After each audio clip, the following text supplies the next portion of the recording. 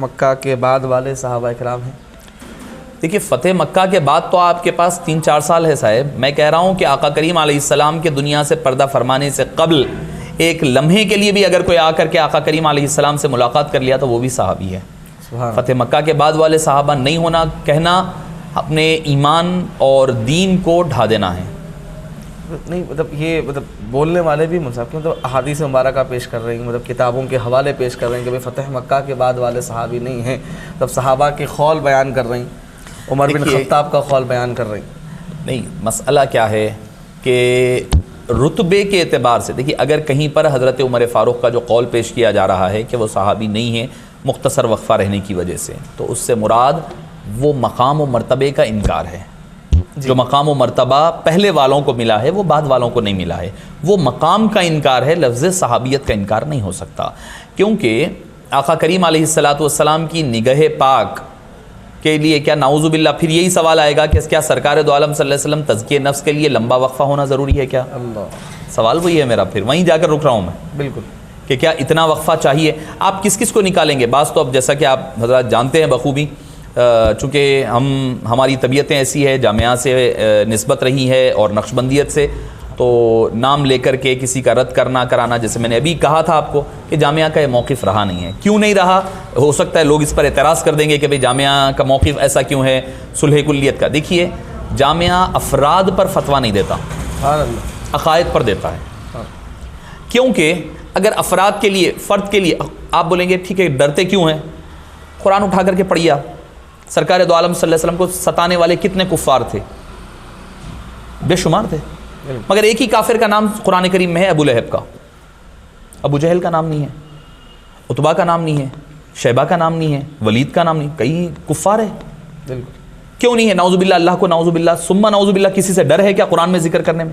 وَمِنَ النَّاسِ مَن يَقُولُ آمَنَّا، منافقین کا ذکر ہو رہا، لوگوں میں سے کچھ لوگ یہ ہے جو یہ کہتے ہیں. کس کا ڈر ہے اللہ کو نعوذ باللہ؟ تو مطلب یہ ہے کسی کا نام لے کر کے رد نہ کرنا اس بات کی دلیل نہیں ہے کہ وہ ڈر ہے. قرآن میں یہ بھی اسلوب ہے، یہ بھی اسلوب ہے، مگر ایک ہی جگہ اسلوب ملتا ہے نام لے کر کے رد کرنے کا، بلکہ پورا قرآن بغیر نام لے کر کے رد کرتا ہے. وہ اس کی وجہ کیا ہے؟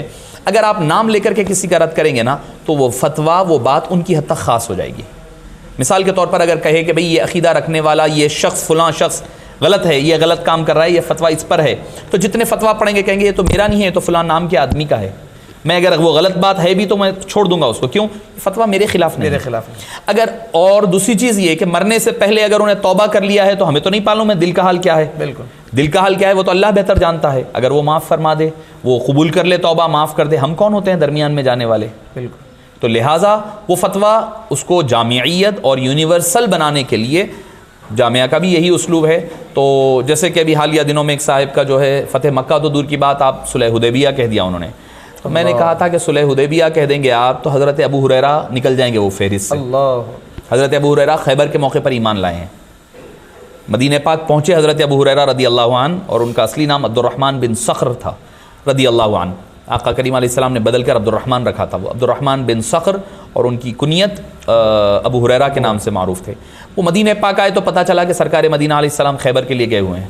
وہ پہنچنے لگے، اس دوران جنگ ختم ہو چکی تھی، واپس آئے. تو بہرحال تقریباً 8 سن ہجری میں تشریف لائے، فتح مکہ سے کچھ قبل، صلح حدیبیہ کے بہت بعد.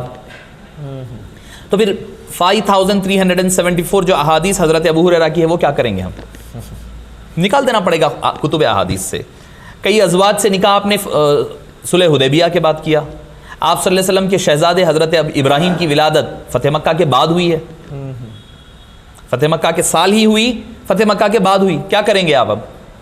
تو لہٰذا آدمی کو چاہیے سوچ سمجھ کر بات کرے.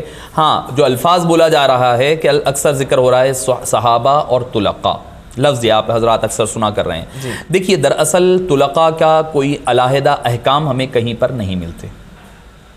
کہنے کے لیے آپ صلی اللہ علیہ وسلم کی حدیث پاک ہے، اس سے کسی کو انکار. اذهبوا فانتم الطلقاء کہا گیا، جاؤ تم لوگ، چلے جاؤ تم لوگ طلقاء ہو. طلقاء کہتے ہیں آزاد، یعنی جن کو معاف کر دیا گیا، جن کی گردنیں بخش دی گئی، جن کو قتل نہیں کیا گیا، معاف کر دیا گیا.